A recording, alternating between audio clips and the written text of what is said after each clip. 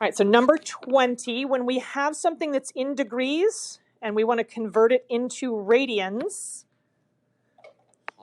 we take our degrees and we multiply that by pi over 180. So the 60 is going to multiply only to my numerator. The degrees are going to cancel out. So I'm going to have 60 pi over 180. And then I need to take that and reduce it.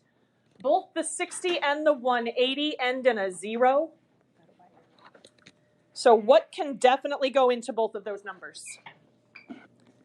If they both end in a 0, we know that what can go into it? 10 can go into it. So we're going to divide both top and bottom by 10. 60 divided by 10 would give me 6. So 6 pi in my numerator. 180 divided by 10 gives me 18. Can we reduce that anymore? Is there anything that goes into 6 that also goes into 18? 6 goes into both.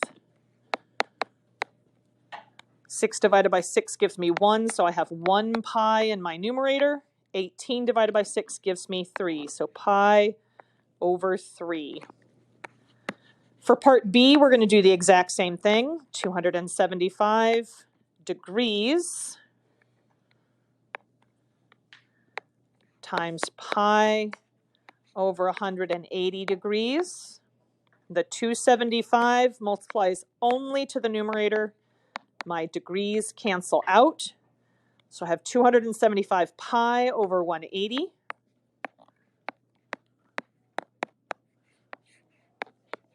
And now I need to see if that can reduce. Is there anything that will go into both 275 and 180? What'd you say? 5 goes into both. What is 275 divided by 5?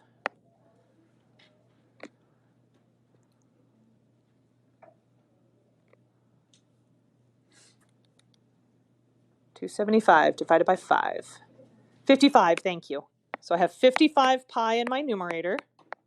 What about 180 divided by 5?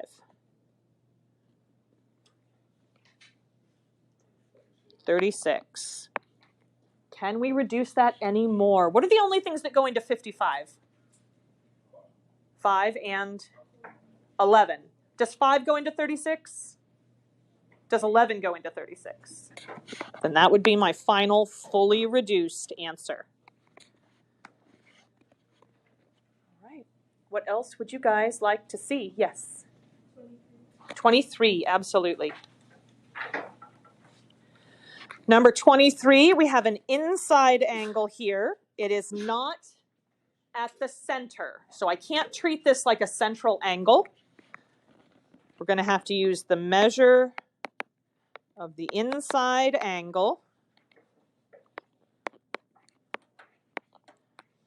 is equal to 1/2 the sum of the two intercepted arcs. So arc plus arc. The two intercepted arcs would be this one right over here, PC, it's 50 degrees, and this one right down here, which is 20x. So my inside angle, 65 degrees, that goes on this side, is equal to 1/2 times the sum of my two arcs, 50 plus 20x. We need to get rid of our fraction. So the first thing I'm going to do is multiply both sides by the denominator. We're going to multiply both sides by 2. It's going to cancel my denominator out. What is 2 times 65? 130. Oops, sorry guys. So I have 130 equals 50 plus 20x.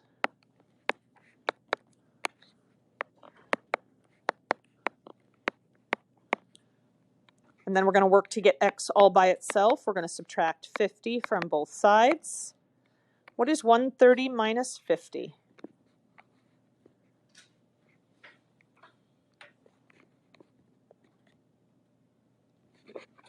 80.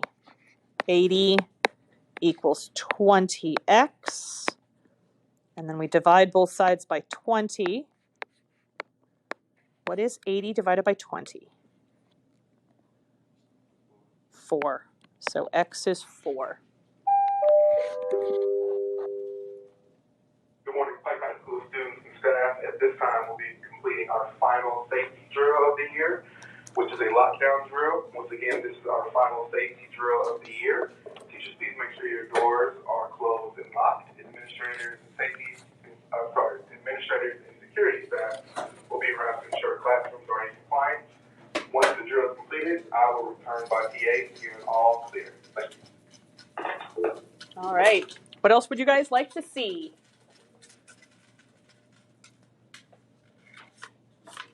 Which one? 28, absolutely. Find the measure of angle F. So this is actually really similar to the problem that we just did. Angle F is not inside my circle. It is outside my circle. So this is an outside angle. The measure of an outside angle is equal to 1/2 times the difference of the two intercepted arcs. So arc minus arc. The two intercepted arcs would be this one right here, 69 degrees. And this one over here, 167 degrees.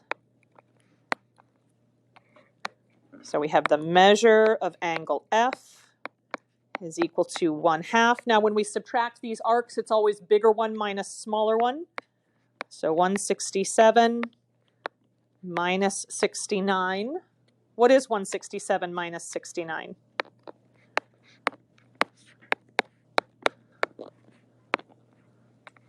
$98, and then we need half of 98. What is half of 98? 49. So angle F is 49 degrees.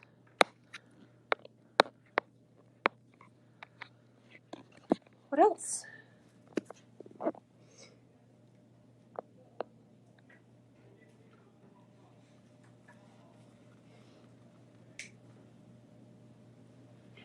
Any problems, 19 to 29? Put it in your bag. 25.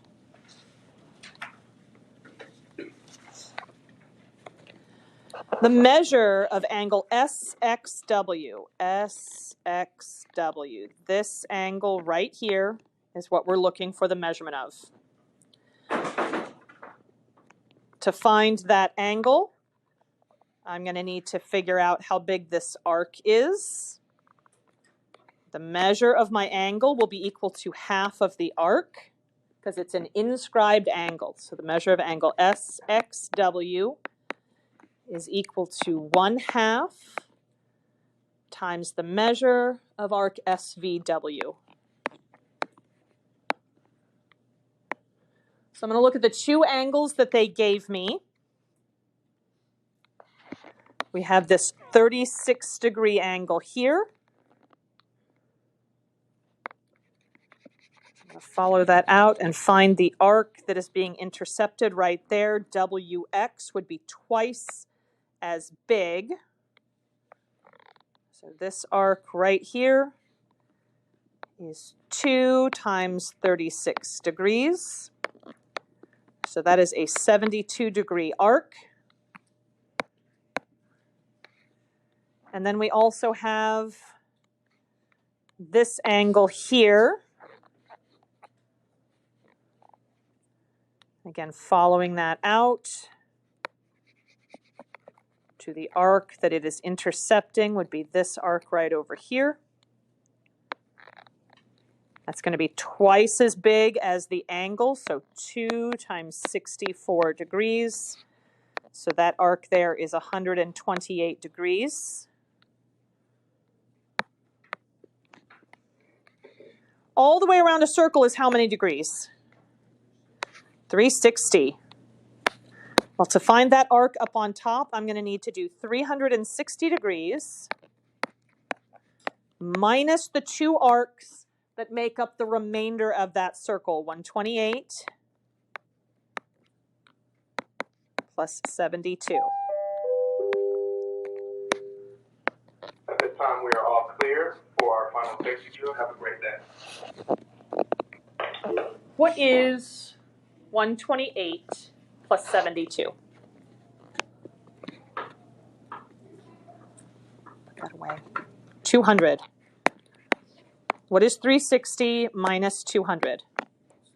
160. So this arc here is 160 degrees.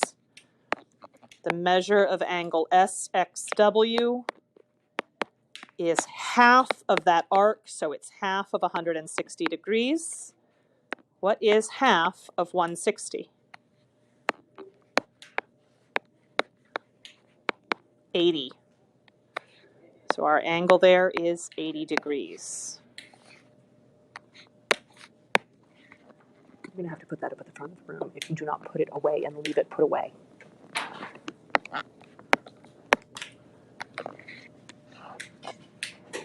You're going to have to put it up at the front of the room where phones go if you cannot stay off of them while you remain in your seat. Excuse me? Would you like to leave? Okay, then please stop. I do my best every day to treat you with respect, and every day you come in and you disrespect me in my space. I do not speak rudely to you, I am not unkind to you, and I try to be fair. You do not return the favor. Please stop. What else would you guys like to see?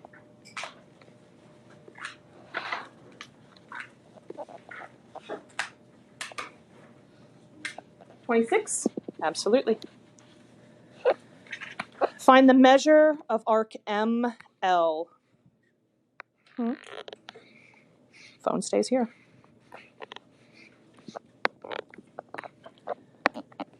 The measure of angle N is equal to 1/2 the measure of the arc that it intercepts, which is ML. Angle N is 37 degrees. So 37 degrees is half of the measure of arc ML. We need to get rid of the fraction, so we're going to multiply both sides by 2. That'll cancel my denominator here. 2 times 37 gives me what? Unless it's an emergency, I can't. 74.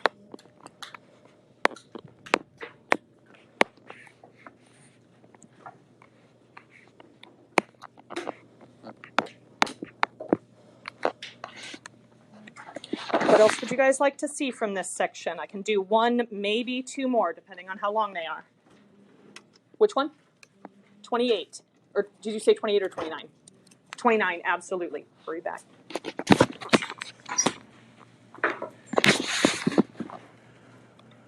$29. Name the 2 right angles when we have lines that are tangent to a circle. They form a right angle with the radius where they touch the circle. So one of my right angles would be PAO.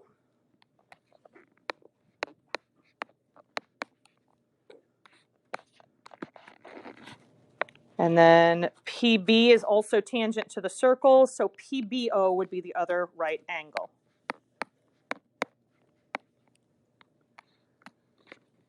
Part B, it says that segment PA is 24 inches. I have 2 lines that are both tangent to the circle. What do we know about those 2 tangent lines since they both come from point P? They are congruent. So if PA is 24 inches, PB would also be 24 inches. And then we are told that segment OB is 12 inches. OB is a radius of this circle. What do we know about all the radii in a circle? They are all congruent. So if OB is 12 inches, AO is also 12 inches. They want us to find the measurement of PO. So we are supposed to find this length right here. Well, what is this? Right triangle. What can I use to find missing sides in right triangles? Pythagorean theorem. A squared plus b squared equals c squared. C has to be my hypotenuse. What is the hypotenuse of that triangle? We don't know yet. Segment PO, the one that we're looking for, is the hypotenuse. So I'm going to put PO in the place of segment C. And then 24 and 12 are going to go in for A and B, and order there does not matter.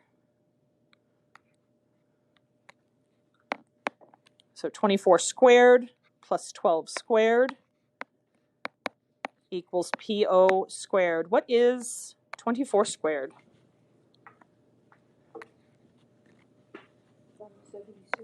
576. 12 squared? 144 equals PO squared. We add the 576 and the 144 together, and we get what?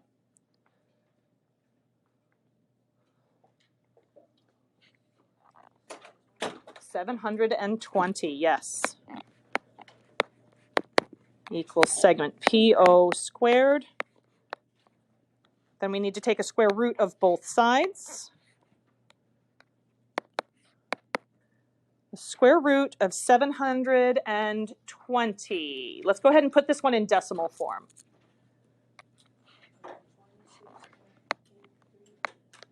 .833.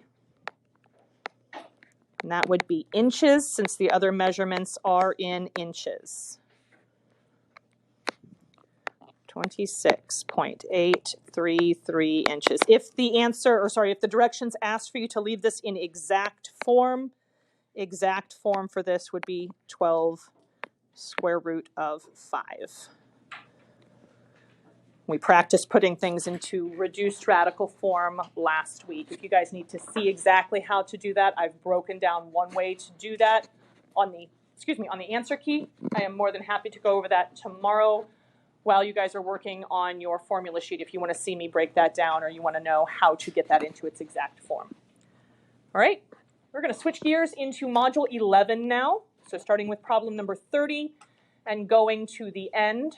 30 through 36, I believe, is 11A. Sorry, 30 through 35 is 11A. 36 to the end is 11B. Yes, sir. Can you go where? I can't write a pass for that right now, unless it's an emergency. What would you guys like to see from Module 11? 31, absolutely. Given a regular octagon with a radius of 5 inches, draw the radius, and then find the perimeter and the area. So radius goes from the center of the figure to a corner. So this would be 5 inches. I'm going to go ahead and draw in another radius right next to it, creating an isosceles triangle.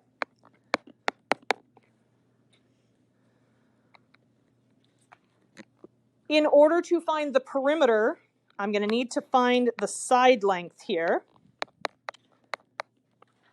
And in order to find the area, we're going to need to find the apothem. To find either one of those pieces, we're going to need the measure of the central angle. How do we find the measure of a central angle?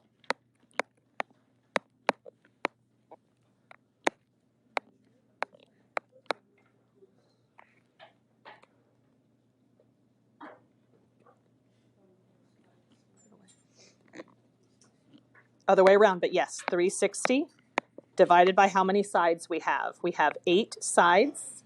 You need to take that off. It still needs to be off. Headphones need to be off. Guys, all headphones need to be off. Please take headphones off. Headphones off, please. What is 360 divided by 8? 45.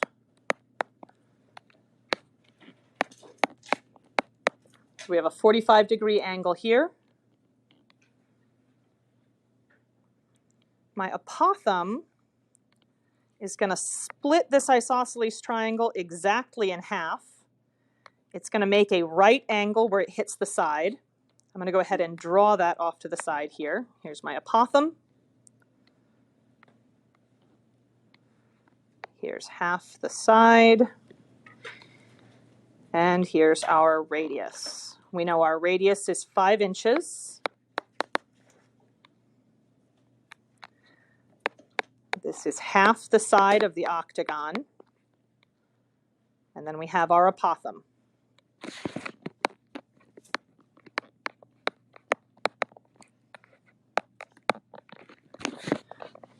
How big would this angle be here? 22.5 degrees, half of our central angle. All right, to find the perimeter, I'm going to need this side here. I need half the side so that I can double it and find the whole side. And I know this radius. If I am standing up here at this 22.5 degree angle, the 5-inch side of that triangle would be adjacent, opposite, or hypotenuse. This 5-inch radius. Hypotenuse. This down here, that's my half side length of my octagon, would be which side? Adjacent or opposite? Opposite. So the apothem is my adjacent side. So then we need SOHCAHTOA.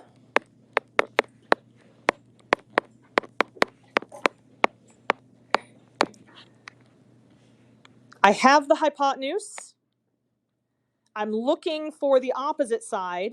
Which one of these would I want to use if I have the hypotenuse and I'm looking for the opposite?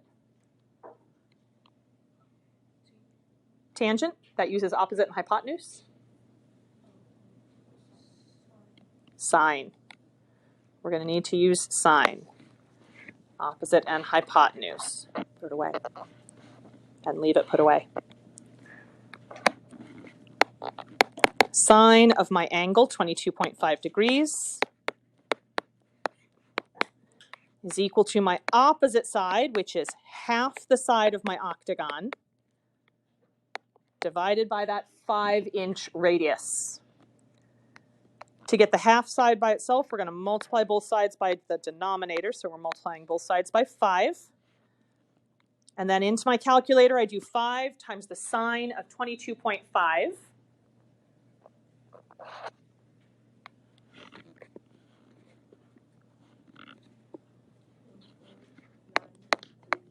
.913 gives me half the side of the octagon. What would I need to do if I wanted the whole side? Times it by how much? By 2. So I'm going to times both sides by 2. That would cancel this out. So now I have one side equals 3.826.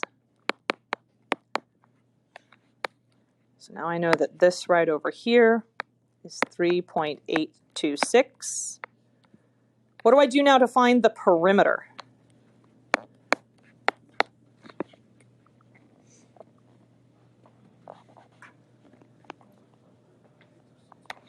Multiply 3.826 by 8.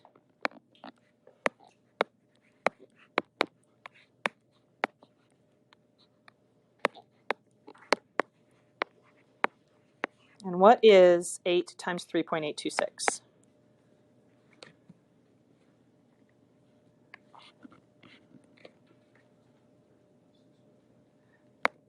.6, what'd you say? 08? And that would be in inches.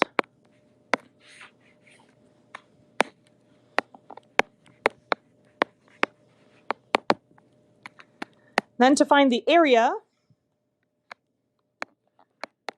we need 1/2 apothem times perimeter. So we're going to need to find the apothem, which is my adjacent side. I'm still going to use that hypotenuse because that's a nice whole number there. Which one would I use to find the apothem if I need adjacent and I have the hypotenuse? Would that be sine, cosine, or tangent? I'm looking for the adjacent side and I have the hypotenuse. Cosine. Cosine of 22.5 degrees equals my adjacent side, which is my apothem. You can do tangent if you use that 1.913. It's not going to be as precise, though, so it is preferred to use cosine here. Would I count it wrong if you use tangent and you use that half side that you found, so you have opposite and adjacent? No, I would not count that wrong. But you're going to get a more precise answer doing it this way. So then we multiply both sides by 5 to get the apothem all by itself. What is 5 times the cosine of 22.5 degrees?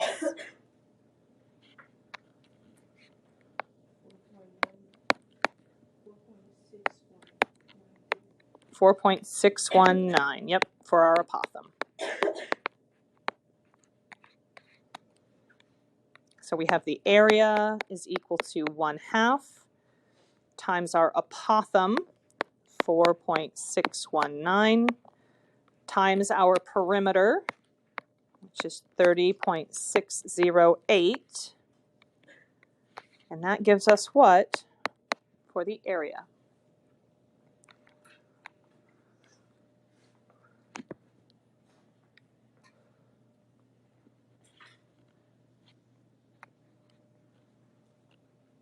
Leave your phone here.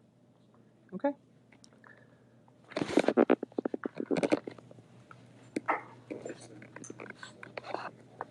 Yes. You have to hurry back because we're only supposed to write past for emergencies. 70 point. You said how much? I got 689 when I put it into my calculator. Depending on where you rounded, or if you didn't round, if you used an exact answer, you're going to be a little bit off from mine. I got 689. If you had anything between 70.6 and 70.7, I would count that. That would be inches squared.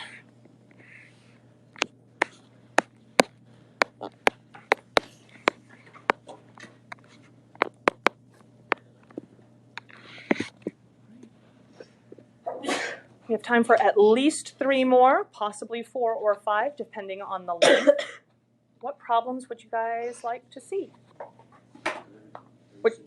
36? Absolutely.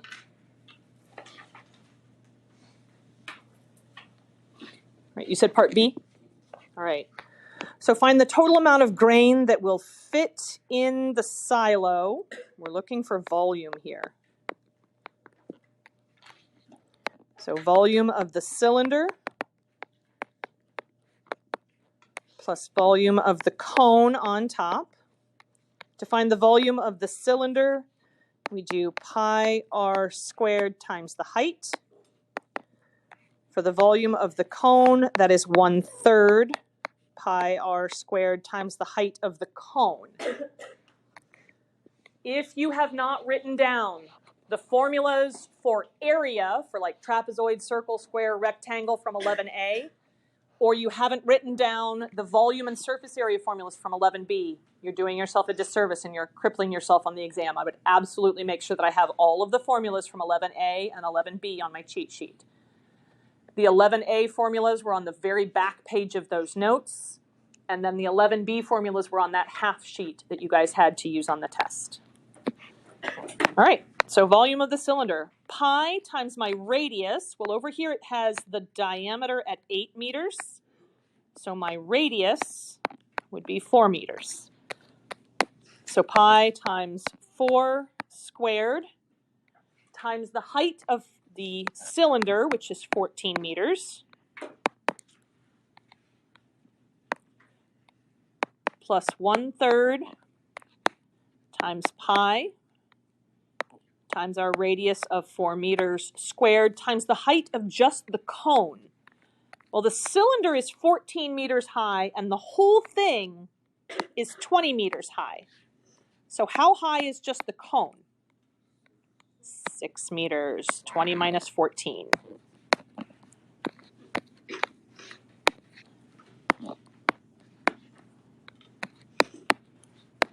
So then we find the volume of the cylinder, pi times 4 squared times 14. We get 703.717. Plus the volume of the cone, 1/3 times pi times 4 squared times 6. That's 100.513 for a total volume of 804.248 meters cubed.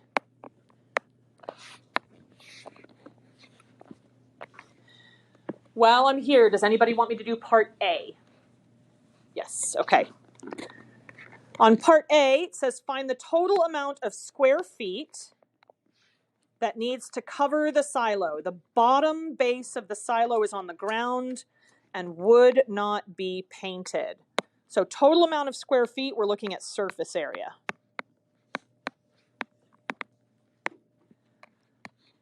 So we would need the surface area of the cylinder plus the surface area of the cone. Surface area of the cylinder is 2 pi r squared. That's those 2 round bases. Plus 2 pi RH. That's our lateral area.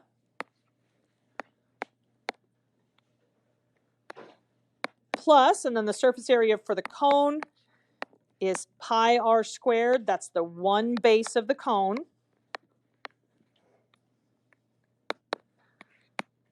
Plus pi r times the slant height. Thank you, sir. That is the lateral area of the cone.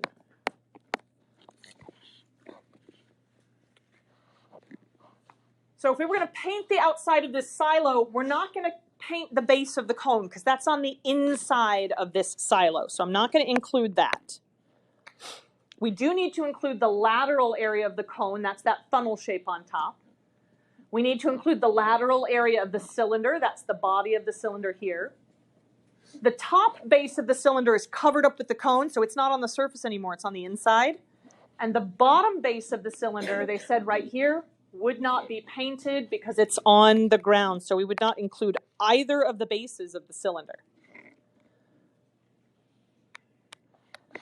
So to find the surface area that would be painted, we have 2 pi times our radius of 4 times the height of the cylinder, which is 14,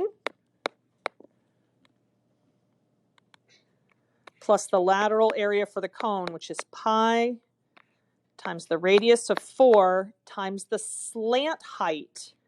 Well, the slant height would be this right here. So we're going to need to use Pythagorean theorem to find that slant height. A squared plus b squared equals c squared. The slant height is my hypotenuse, so that's my c squared. For a and b, we're going to put in 4 and 6. Placement order does not matter. One needs to be a 4, the other needs to be a 6. And we're going to take and square both of those. 4 squared is 16. 6 squared is 36. What is 16 plus 36? How much? 52 equals my slant height squared. Then we do the square root of both sides to cancel out the squared on our slant height. Is the square root of 52 a nice, pretty whole number? No, then we're going to leave that in its exact form, square root of 52. So that's what we're going to substitute in over here. And then we put each of these pieces into the calculator. 2 pi times 4 times 14 is 351.858.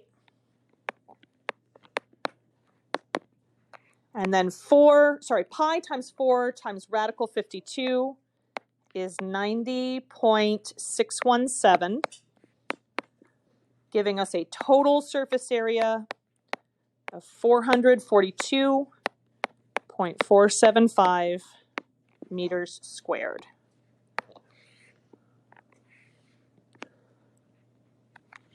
We have 6 minutes until the end of the period. That's time for 1 or 2 more questions, depending on how long the first one is.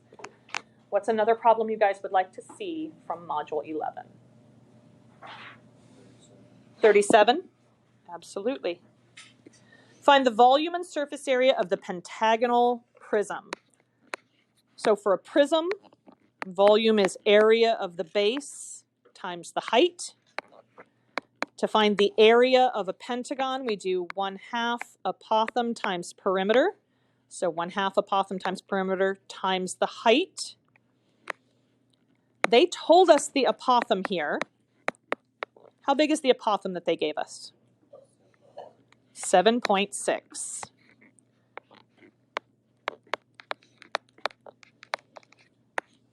So 1/2 times 7.6 times the perimeter. Well, I have that one side is 11 feet. So what is our perimeter here?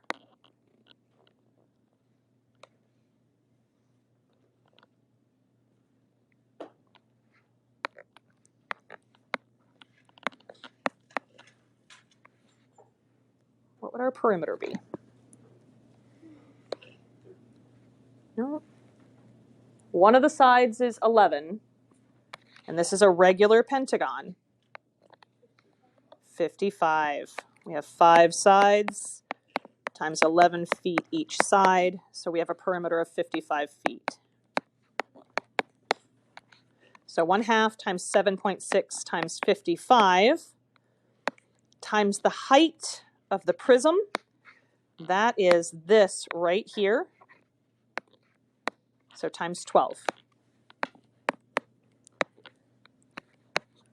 1/2 times 7.6 times 55 times 12 gives us a total volume of 2,508 feet cubed.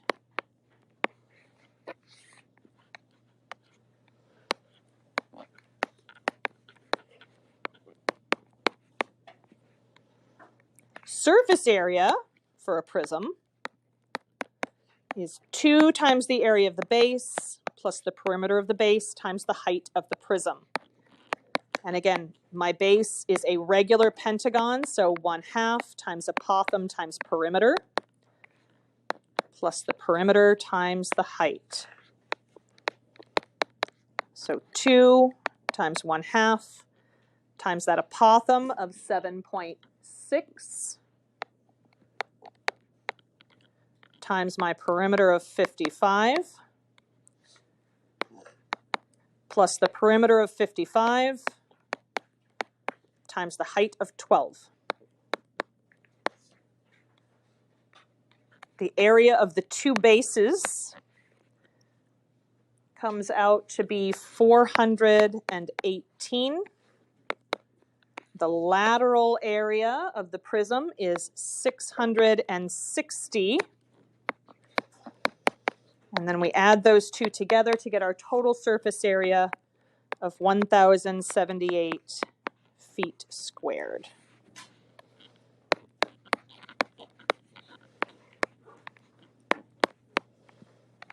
All right. That is pretty much all we have time for today.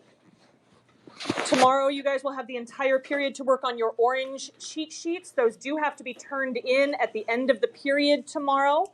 If you do not turn in the cheat sheet at the end of the period tomorrow, you cannot use it on the final exam. So please make sure you have it with you. You can take it home tonight and work on it during class tomorrow, and then turn that in. Also during class, I will answer any other questions on an individual basis that you might have. Please make sure that you check out Canvas first for any of the problems that you have a question about. If I've already gone over it in another class, you will not have to wait until tomorrow to get your question answered.